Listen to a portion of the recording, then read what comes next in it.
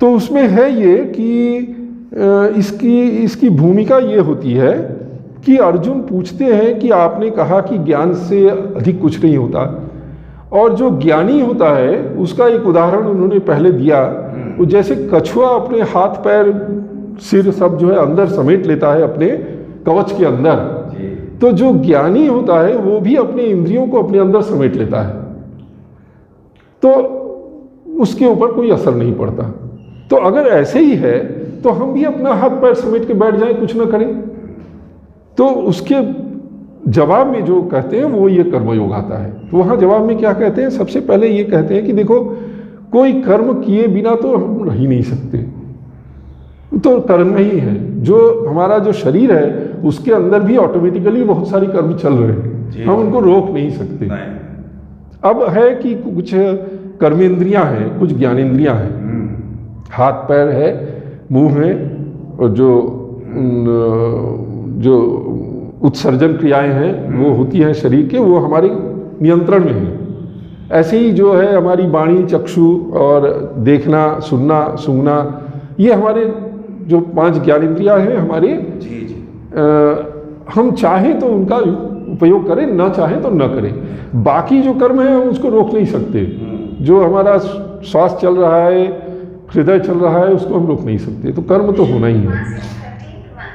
भोजन भी करना है, नहीं तो हम रहेंगे नहीं, और तो इसलिए कर्म तो करना ही है।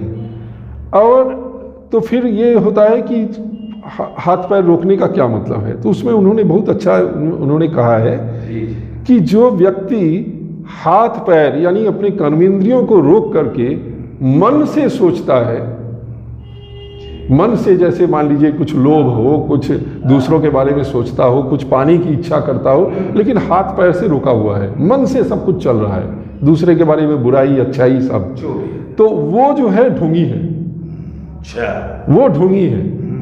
तो ये रास्ता नहीं है कि आप अपने हाथ पैर को बंद कर लीजिए और बैठ जाइए और मन आपका जो है भटक रहा है, तो वो रास्ता नहीं है।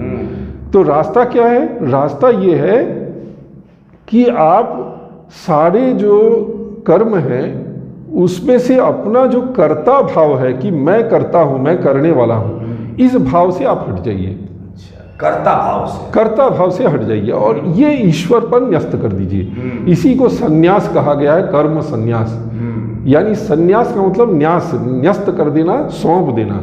तो इसको ईश्वर पर, भगवान पर या ब्रह्म पर आप जो अपने सारे कर्मों के कर्ता होने वाली जो बात है, इसको आप उनके ऊपर सौंप दीजिए, और उसके बाद जो आप कर्म करेंगे तो वो आप फिर वही कर्म करेंगे जो निस्वार्थ हो गए, क्योंकि फिर आप करने वाले नहीं हैं। आपके मन में ये बोध हो गया कि मैं नहीं हूं, मैं करने वाला नहीं हूं, तो फिर आप कौन सा कर्म करेंगे जो निस्वार्थ हो और फिर कल्याणकारी हो दूसरों के लिए ही होगा, फिर वो अपने लिए होगा नहीं, स्वार्थ नहीं होगा।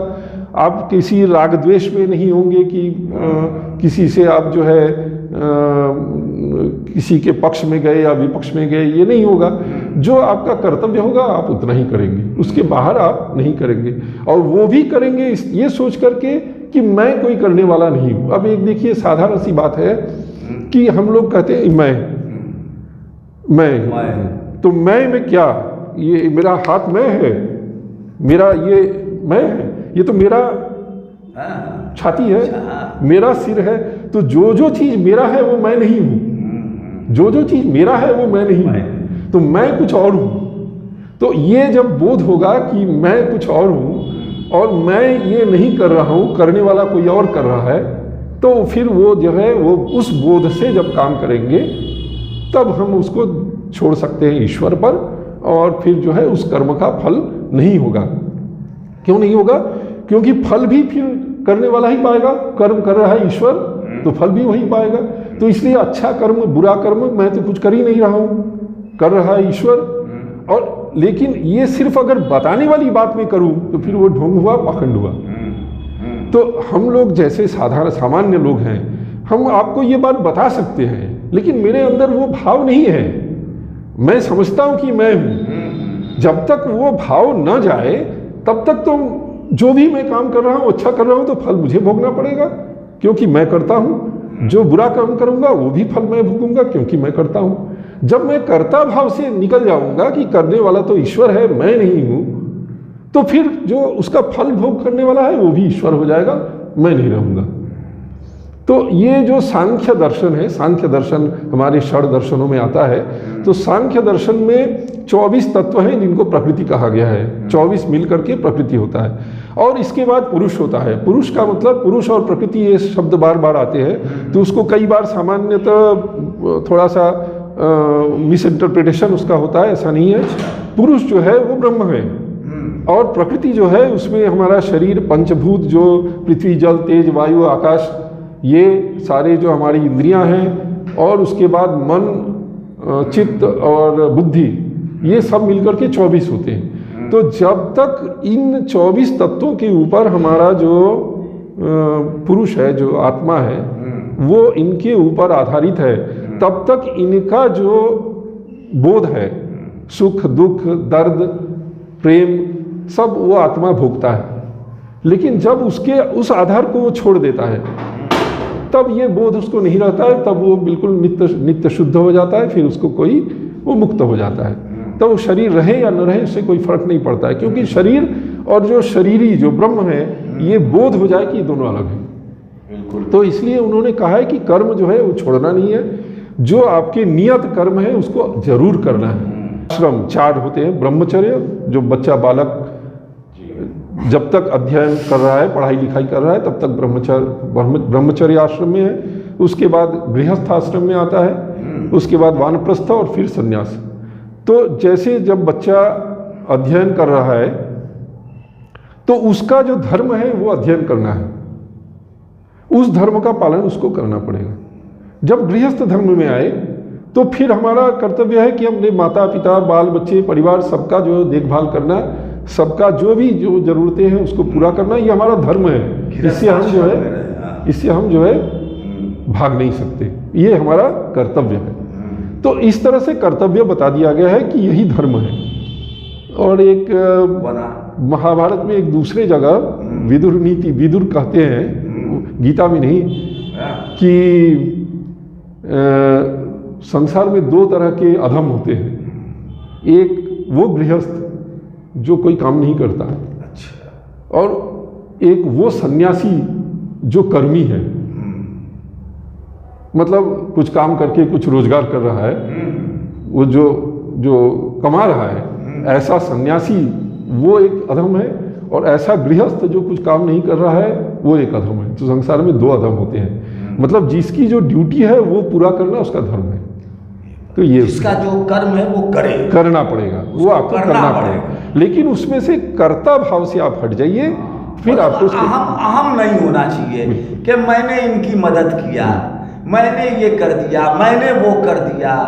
जी बिल्कुल, वो अहम नहीं होना चाहिए। कहने का मतलब आपका ये है। जी बहुत बहुत बहुत ही अच्छी तरह और बहुत सिंपल वे में आपने इस बात को समझाया।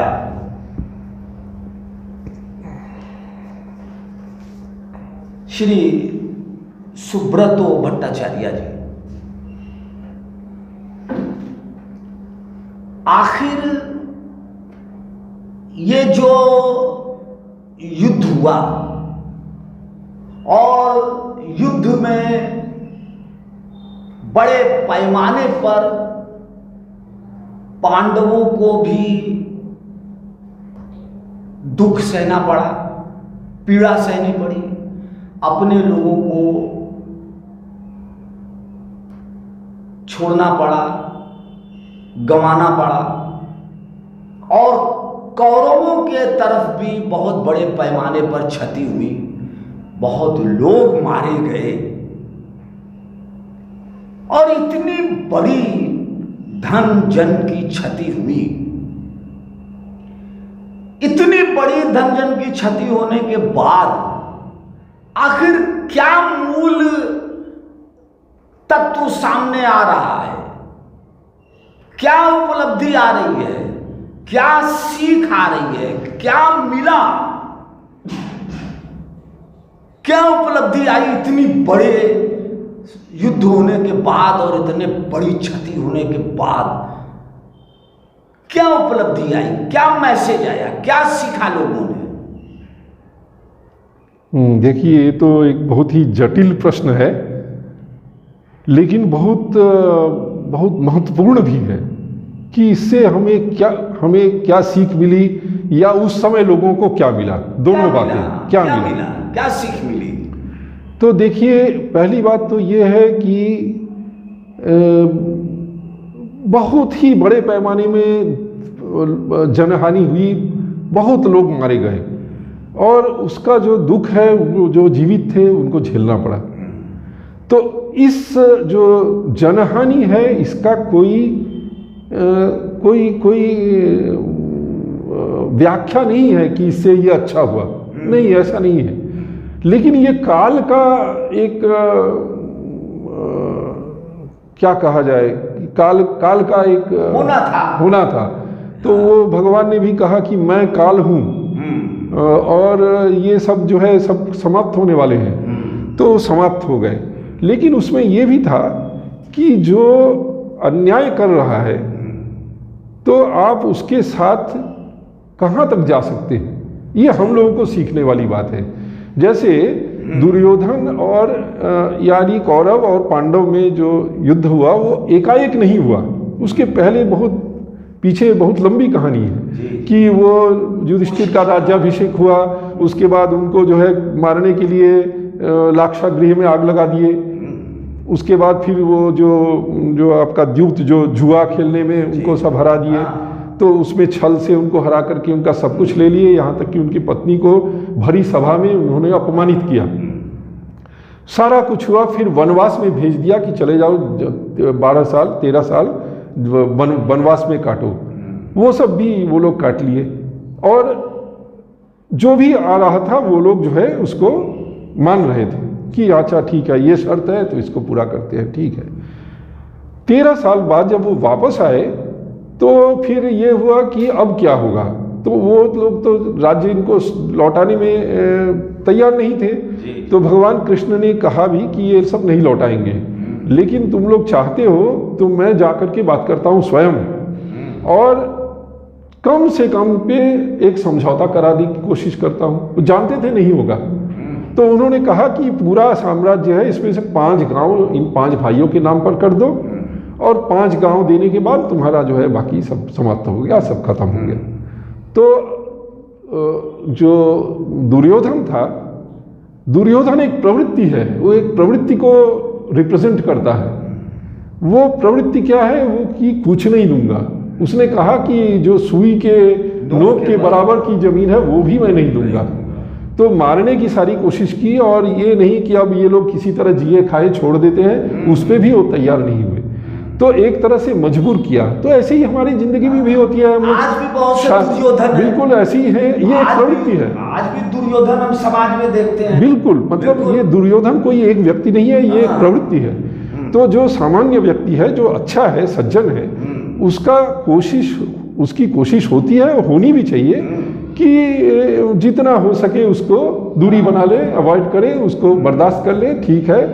लेकिन एक समय ऐसा आएगा जब जो है आपके साथ या तो आप मरिए, आत्महत्या कर लीजिए, या वो मार डालेगा या आपको खड़ा होना पड़ेगा। तो जब ये स्थिति आ जाए तब उस समय हमें क्या करना चाहिए, वो एक ये शिक्षा में मिलती है।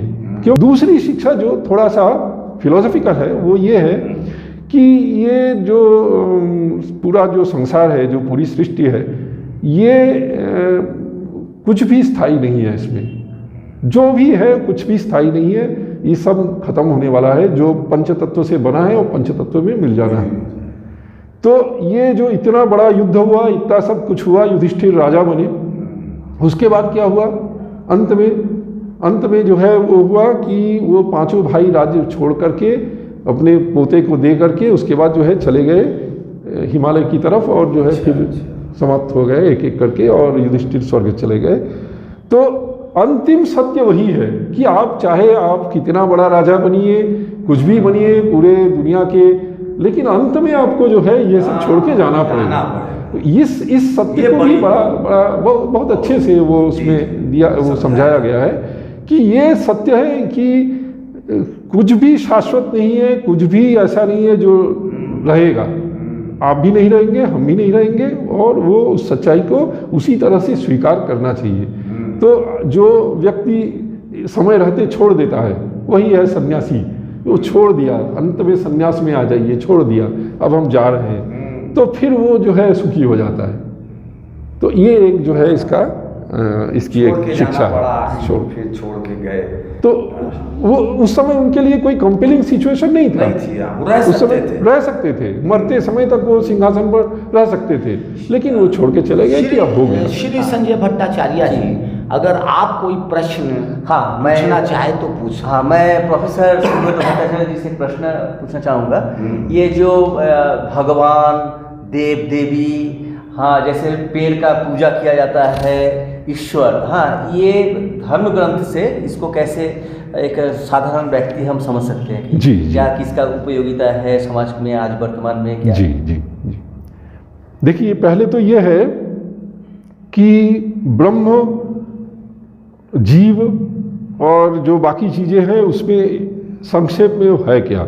हमारा जो वेदांत दर्शन है वो ये कहता है कि ब्रह्म को छोड़ के और कुछ है ही नहीं है, सब कुछ जो है वो ब्रह्म है और कुछ होता ही नहीं है। तो हम भी ब्रह्म हैं, आप भी ब्रह्म हैं, आप भी ब्रह्म हैं, और जो जिसको हम देख नहीं पा रहे हैं वो भी ब्रह्म है।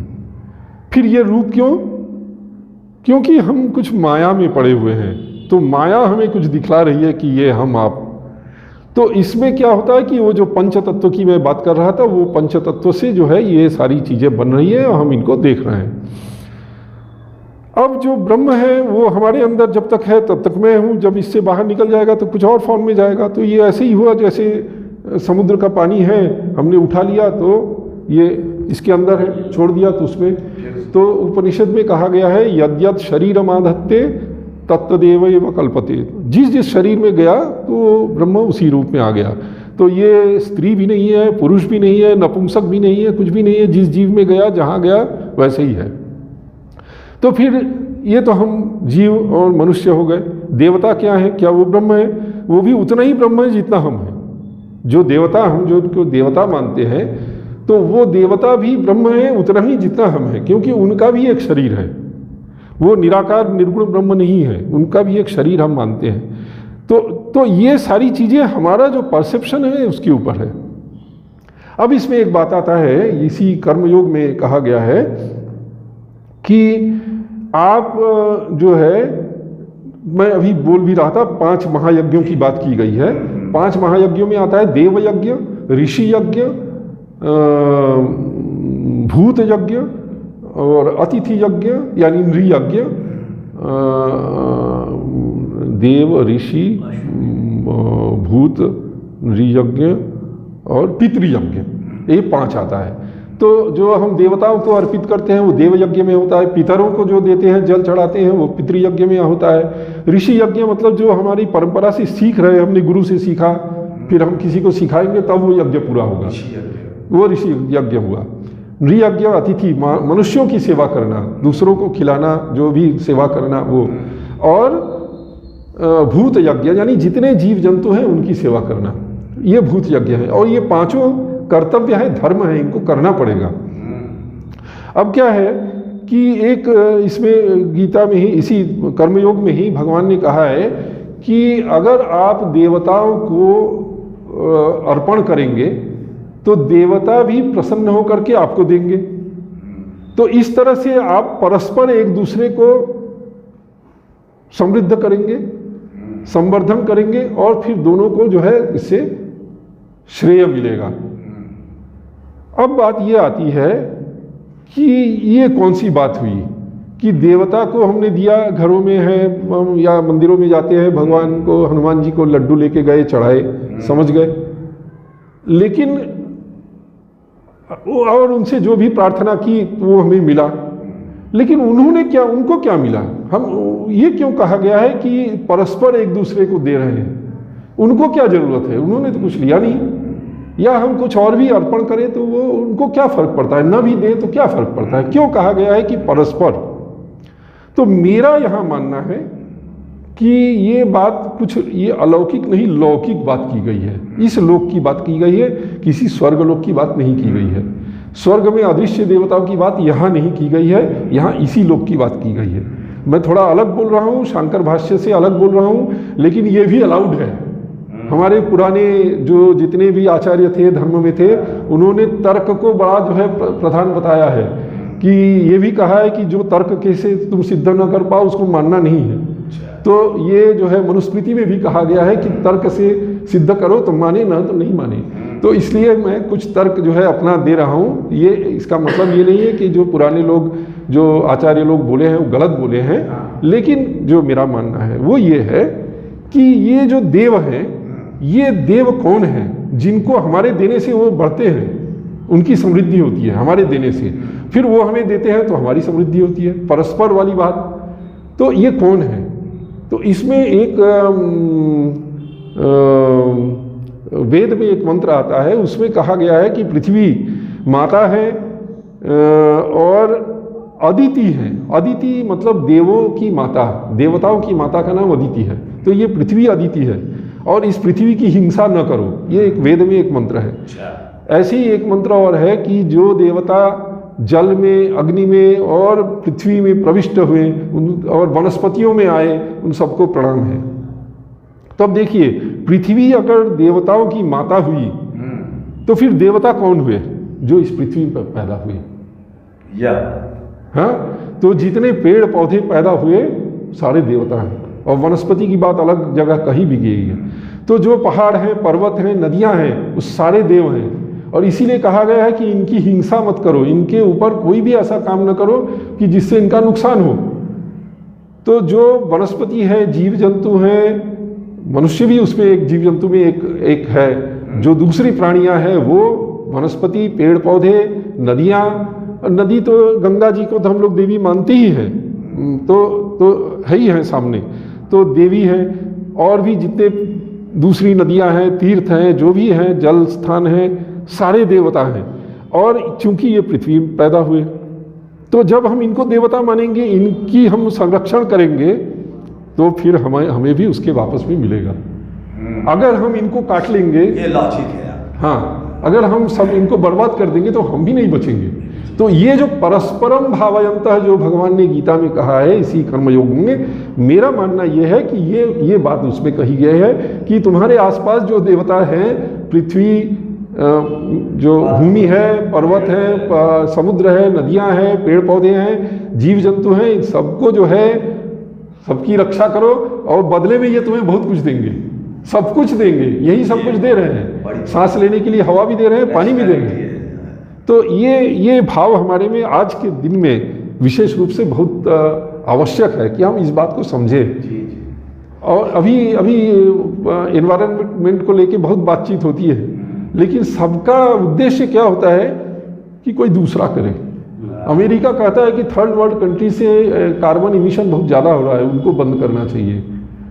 और वहाँ से जितने इमिशन वाले जितनी इंडस्ट्रीज़ हैं उनको भेज दिया चाइना में, इंडिया में, कि वहाँ का जो वातावरण है साफ रहे और इधर जो है गंदगी आए, फिर यहाँ पर कंट्रोल करें कि आप लोग गंदगी कर रहे हैं। इसी तरह हम अपने समाज में भी दूसरों को सोचते हैं कि अरे लोग ऐसा कर रहे हैं, लोग क्या कर रहे हैं, हम क्यों नहीं शुरू करें। तो ये बात आज आपने जो पूछा ये बहुत ही महत्वपूर्ण है। और आज के दिन में इस बात को अगर हम लोग समझें कि ये हमारे देवी देवता हैं और